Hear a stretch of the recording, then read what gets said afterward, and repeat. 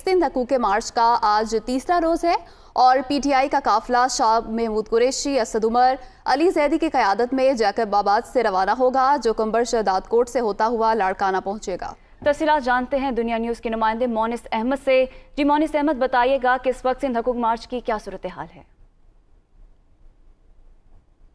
आज तीसरा रोज़ है और तीसरे रोज़ में जो पाकिस्तान तहरीक इंसाफ का सिंध हकूक़ मार्च है उसकी जो बड़ा डेस्टिनेशन है वो है लाड़काना। जैकबाबाद में गुज़िश्ता रात जलसे से खिताब किया था रहनुमाओं ने, अगरचे वो जलसा ख़ासा मायूस कुन था क्योंकि अफराद की तादाद बहुत ही कम थी, लेकिन यहाँ पे सोमरो हाउस में शाह महमूद कुरैशी, अली जैदी और असद उमर यहाँ पर स्टे किया है उन्होंने, तमाम जो कायदीन हैं। उसके बाद अब सोमरो हाउस से तकरीबन 11 बजे का वक्त दिया गया है, ये काफ़िला दोबारा रवाना होगा और आज सबसे पहला जो पड़ाव है वो रतो डेरो में होगा। रतो डेरो में जो है एक बताया जा रहा है कि इस्तकबालिया कैंप है, वहाँ से कायदीन खिताब करेंगे। इसके साथ साथ उसके बाद कंबर शहदाद कोट है, वहाँ पे स्टे है इस काफ़िले का, और जो सबसे लास्ट स्पॉट है वो है लाड़काना।